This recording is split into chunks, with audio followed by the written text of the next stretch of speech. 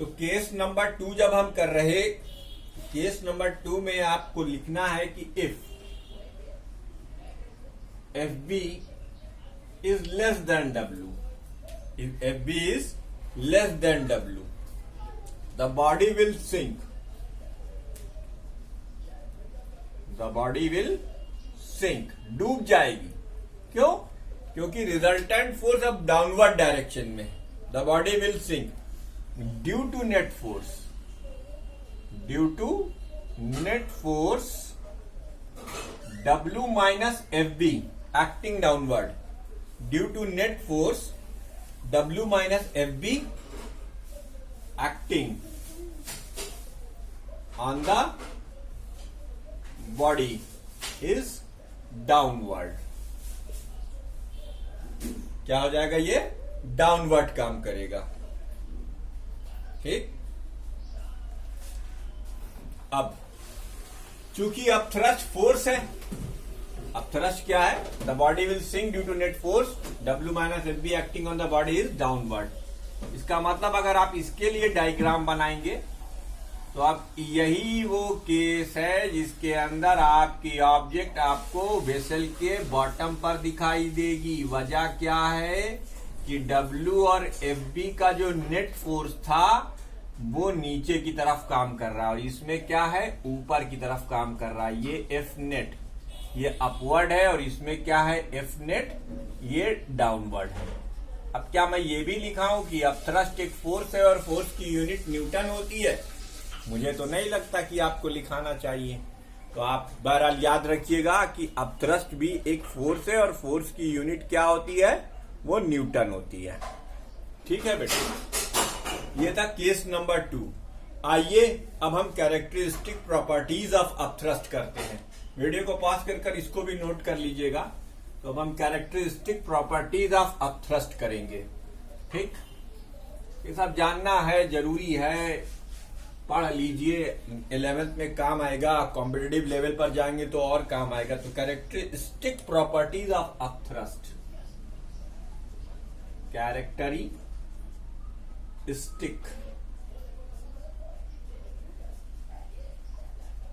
Properties of upthrust. Upthrust की characteristic properties,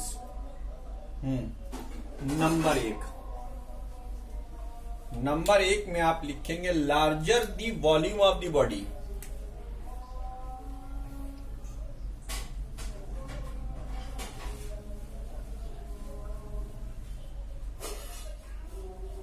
larger the volume of the body submerge in a fluid,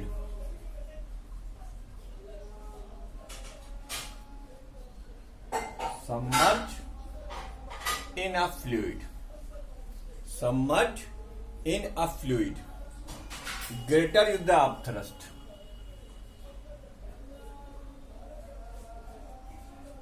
greater is the upthrust। ठीक, greater is the upthrust. जितना ज्यादा volume of body का place करोगे किसी fluid में उतना ज्यादा वो अपथ्रस्ट को एक्सपीरियंस करेगा। इसका मतलब आपका शिप टाइटैनिक कितना बड़ा जहाज था, तो इसका मतलब उसके ऊपर एक बहुत वॉल्यूम कंटेन कर रहा था, इसलिए उसके ऊपर एक बहुत बड़ा अपथ्रस्ट लग रहा था। यही कारण है कि आप इतने बड़े पानी के जहाज को, जो कि लोहे का बना हुआ होता है, उसे आप आराम के साथ तैरा सकते हैं इतने गहरे समंदर में। क्यों? क्योंकि लार्जर वॉल्यूम की वजह से उसके ऊपर एक ग्रेटर अपथ्रस्ट लगता है। किसकी वजह से? लार्जर वॉल्यूम की वजह से। अब आप दूसरी प्रॉपर्टी लिखेंगे कि मान लीजिए आपके पास कई डिफरेंट मटेरियल्स की बॉडीज हैं, जिनकी डेंसिटी डिफरेंट है और आपने सबका वॉल्यूम सेम कर रखा है, तो अपथ्रस्ट किसके ऊपर ज्यादा लगेगा? आपको मालूम है, जिसकी डेंसिटी ज्यादा होगी। तो आप लिख देंगे for same volume, for same volume, for same volume inside the fluid. Inside the fluid. Inside the fluid. More the density of fluid. More the density of fluid. More the density of fluid, greater is the upthrust. Greater is the upthrust. Greater is the upthrust. अब आपने same volume की एक body को different fluid, जैसे मान लीजिए पानी में, पेट्रोल में, ऑयल ग्लिसरीन में और शहद में डुबाया, तो डेंसिटी सबसे ज्यादा किसकी होगी? शहद की होगी। और आप अरे यार शहद में कोई चीज डुबाओगे तो इतनी आसानी से डूबेगी नहीं। क्यों? क्योंकि उसके ऊपर बहुत ज्यादा अपथ्रस्ट लगेगा। किसकी वजह से? खुद शहद की वजह से। जबकि वही पानी में, वही ऑब्जेक्ट पानी में फौरन डूब जाएगा। लोहे का जैसे एक छोटा सा बॉल ले लो, टीबिल ले लो, छर्रा ले लो, उस छर्रे को एक बार तुम वाटर में डुबाओ, फटाक से डूबेगा। ग्लिसरीन में डुबाओ, थोड़ा देर से डूबेगा। और शहद में डूबेगा ही नहीं, कारण कि अपथ्रस्ट उसके ऊपर शहद की वजह से बहुत ज्यादा लग रहा है। अब शहद की डेंसिटी सबसे ज्यादा है। तो किसी बॉडी के डूबने या तैरने में डेंसिटी ऑफ फ्लूइड का भी बहुत बड़ा हाथ होता है। जैसे कि आपने देखा था इससे पहले कि सॉल्टी वाटर में तैरना ज्यादा आसान है। क्यों? क्योंकि सॉल्टी वाटर की डेंसिटी सी वाटर की डेंसिटी ज्यादा होती है in comparison to river water. तो जब डेंसिटी ज्यादा होगी तो वो आपके ऊपर ज्यादा अपथ्रस्ट लगाएगा, तो आप ज्यादा आसानी से समंदर में तैर पाएंगे। लेकिन कृपया ज्यादा दूर जाने की कोशिश ना करें। समंदर बहुत बड़ा होता है ना, किनारा मिलता नहीं इतनी आसानी से। तो तीसरी प्रॉपर्टी, इसको पूरा समझाऊं इससे पहले तुम्हें एक चीज बताऊं। सेंटर ऑफ ग्रेविटी एक ऐसा पॉइंट किसी ऑब्जेक्ट के लिए होता है जहां पर आप उसका whole weight suppose to be concentrated मान सकते हैं। उसे कहते हैं centre of gravity. The point belongs to an object at which whole of the weight of the object is suppose to be concentrated is known as centre of gravity. उसको हम centre of gravity कहते हैं। ठीक है, क्या कहते हैं? Centre of gravity. अब जब आप किसी ऑब्जेक्ट को, किसी बॉडी को किसी फ्लूइड के अंदर इंसर्ट करते हो, इमर्स करते हो, डुबाते हो, तो फिर क्या होता है कि अपथ्रस्ट जो है वो एक्ट करता है सेंटर ऑफ बायुएंसी के थ्रू। अब सेंटर ऑफ बायुएंसी क्या है? सेंटर ऑफ बायुएंसी वो पॉइंट है जहां पर इमर्स पार्ट ऑफ बॉडी का वेट काम कर रहा है। देखिए, एक तो है सेंटर ऑफ ग्रेविटी जिस पर टोटल वेट काम कर रहा है, एक है सेंटर ऑफ बायुएंसी जहां पर immerse part of the body का वेट काम कर रहा है। तो उसे हम, या जहां पर अपथ्रस्ट एक्ट कर रहा होता है, उस पॉइंट का नाम हम सेंटर ऑफ बायुएंसी रखते हैं। क्या? The upthrust acts on the body, the upthrust act on the body, the upthrust acts on the body. The upthrust acts on the body in upward direction. In upward direction. In upward direction. At the center of buoyancy. At the center of buoyancy. At the center of buoyancy. बायुएंसी के centre के through act करता है। That is, ये क्या है भाई?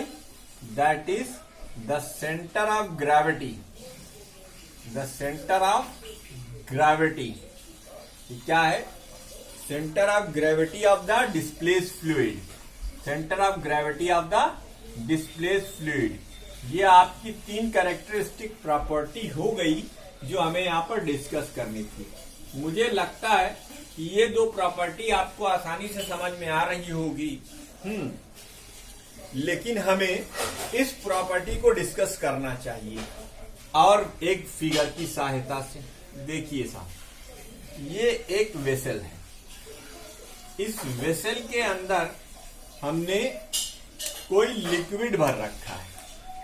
क्या भर रखा है? इस हाइट तक लिक्विड भर रखा है। इस हाइट तक एक लिक्विड भर रखा है। अब इसमें हमने एक बॉडी को इमर्स कराया है, जिसका कुछ पार्ट बाहर है और कुछ पार्ट अंदर है। अभी ये भी पता लग जाएगा आगे चलकर कितना कौन सा लिक्विड है, उसकी डेंसिटी क्या है, कितना पार्ट वो किस बॉडी का डुबाती है और कितना छोड़ देती है, पूरा डुबा देती है। ये सब यहाँ कैलकुलेटेड है, हवा में कोई बात नहीं होगी। ठीक, तो बेटा अगर हम वेट की बात करें तो ये इसके सेंटर के थ्रू इस पॉइंट पर ऐड करेगा। यह सेंटर ऑफ ग्रेविटी हो गया, जैसा कि मैंने आपको अभी बताया था। अच्छा, अब ये लाइन आप सीधी खींच दो।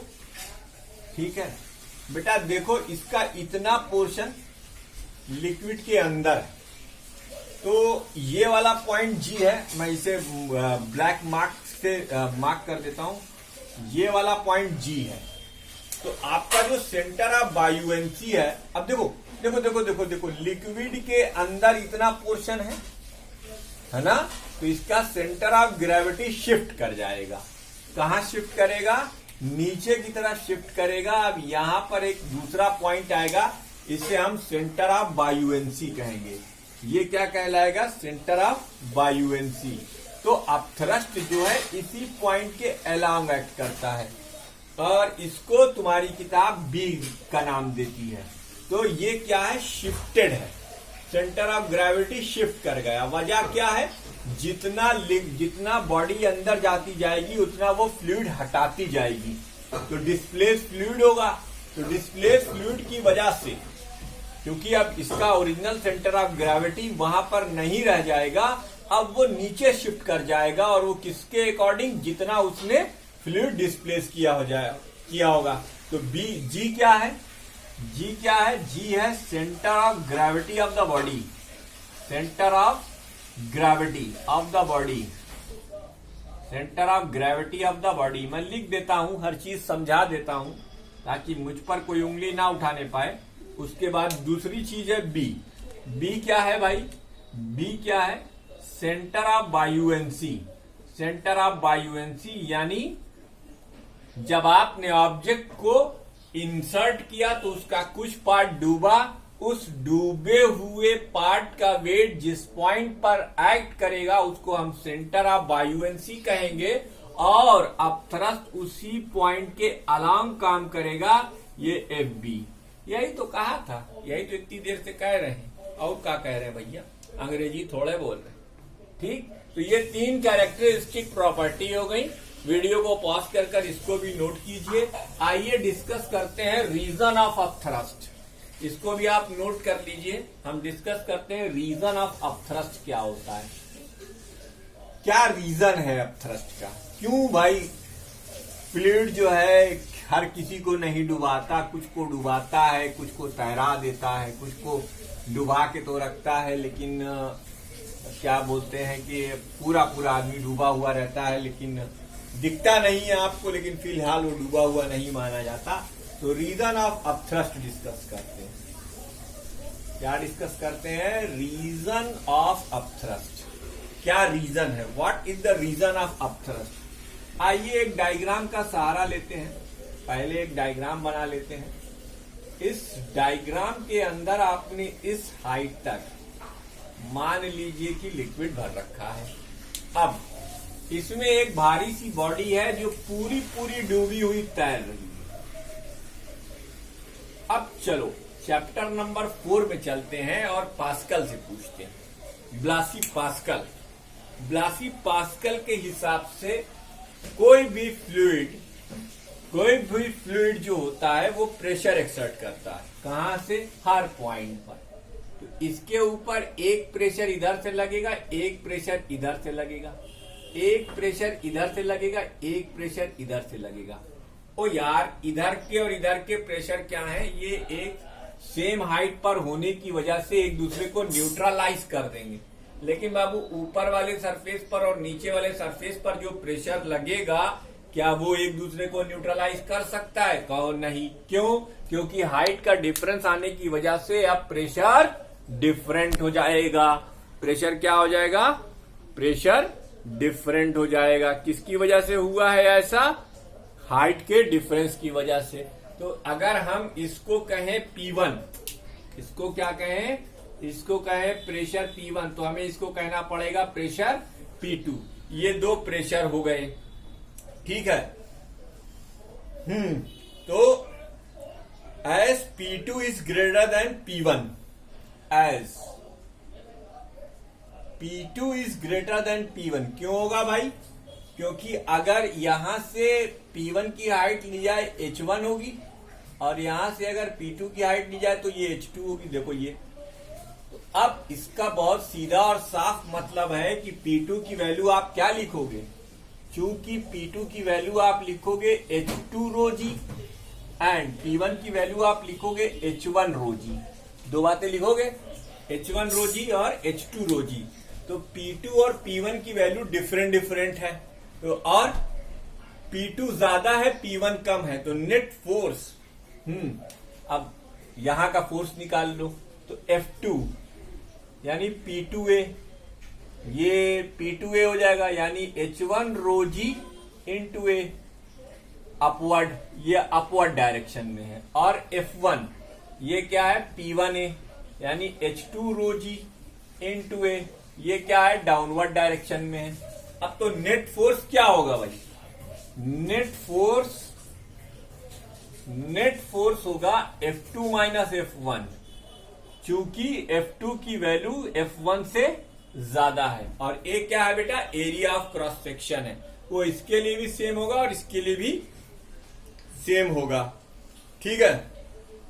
बोलो भाई, तो इसका क्या मतलब हुआ?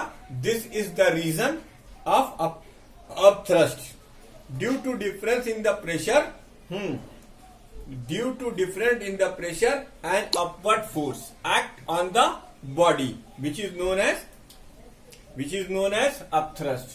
Due to difference in height of the object. Video को ध्यान से सुनेंगे तभी समझ में आएगा। Due to difference in height of the object, its upper and lower faces,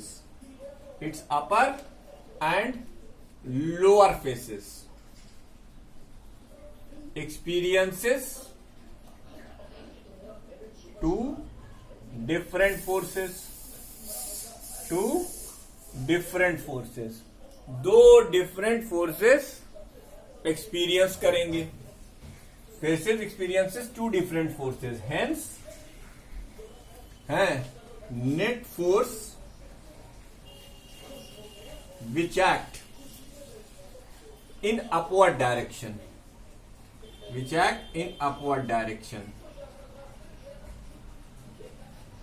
is the upthrust. वही जो इन दोनों का डिफरेंस होता है उसी को हम क्या कहते हैं? अपथ्रस्ट कहते हैं। तो बच्चों ये अपथ्रस्ट हो गया। अब upthrust equal to weight of the liquid displaced, इसका मैथमेटिकल प्रूफ, वीडियो को पॉज करके इसको भी नोट कर लिए तो अब आपको समझ में आ गया होगा रीजन क्या है। डिफरेंस ऑफ द प्रेशर है, जब कोई बॉडी किसी फ्लूइड में इमर्स की जाएगी तो उसके अपर फेस पर कम फोर्स और लोअर फेस पर ज्यादा फोर्स लगेगा। इसकी वजह से उसके ऊपर एक रिजल्टेंट फोर्स लगेगा। रिजल्टेंट फोर्स जो कि अपवर्ड डायरेक्शन में एक्ट कर रहा है उसी को हम अपथ्रस्ट के नाम से जानते हैं। ये वीडियो को पॉज करके नोट कीजिए। और अब हम आपको बताने जा रहे हैं, इसी में आगे क्या बताने जा रहे हैं, तो देवियों और सज्जनों मेरी बात को ध्यान से सुनो। Upthrust equal to weight of the displaced liquid. Upthrust equal to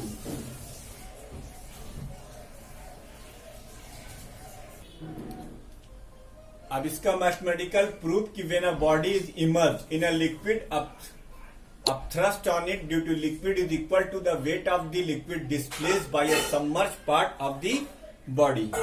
देखो, मान लो तुम्हारे पास एक वेसल है, ठीक है, वेसल में भरे हुए लिक्विड की डेंसिटी रो है, इसमें तुमने एक इमेजिनरी सिलेंडर कंसीडर किया है जिसकी हाइट h है, इसकी हाइट क्या है, h है, ठीक, और इसका area of cross section a है। आपने एक इमेजिनरी सिलेंडर कंसीडर किया है P, Q, R और S, जिसकी हाइट क्या है, h, ठीक। अब आपको अच्छे से पता है अकॉर्डिंग टू पास्कल यहां पर एक प्रेशर P2 मान लेते काम कर रहा है और एक यहां पर प्रेशर P1 काम कर रहा है। इधर से जो प्रेशर काम करेंगे सेम हाइट पर होने के नाते वो एक दूसरे को कैंसिल आउट कर ले जाएंगे, ठीक है। तो अब मान लो कि ये H1 हाइट है और ये वाली H2 हाइट है, तो एट हाइट H1 या एट डेप्थ H1, ये जो डेप्थ H1 है, प्रेशर क्या हो जाएगा, P1, इसकी वैल्यू हो जाएगी H1 रो जी। रो क्या है बेटा, डेंसिटी ऑफ दी फ्लूइड है, H1 रो जी। तो downward thrust on the surface PQ, जिसका एरिया ऑफ क्रॉस सेक्शन हमने A मान रखा है, सरफेस PQ, F1 की वैल्यू हो जाएगी P1 इंटू A, यानी H1 rho g into A। इसी तरीके से एट डेप्थ H2 प्रेशर की वैल्यू, ये आपको सिर्फ फार्मूला समझना है। Eight depth H2 pressure P2 की वैल्यू H2 रो जी, तो अपवर्ड थ्रस्ट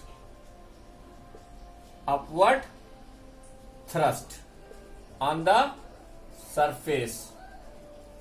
सरफेस SR, इसकी वैल्यू क्या हो जाएगी, F2 की वैल्यू हो जाएगी H2 row g into A, ठीक। अब देखो बच्चों, अगर ये इमेजिनरी सिलेंडर है तो इसका W भी नीचे काम करेगा, तो दो फोर्सेस नीचे काम कर रहे हैं और एक फोर्स ऊपर काम कर रहा है। इसका मतलब आप देखो यहाँ जगह कम है इसलिए इसी ब्रैकेट में हम लिखेंगे, तो आप इस डायग्राम से देख सकते हैं F1 प्लस W की वैल्यू F2 के बराबर होगी, F1 प्लस W की वैल्यू F2 के बराबर होगी। तो W की वैल्यू क्या होगी, F2 माइनस F1। W की वैल्यू बेटा यहां से H रो जी कॉमन ले लो, अरे A रो जी कॉमन ले लो, और ये H2 माइनस H1, यानी ये हाइट के बराबर हो गया।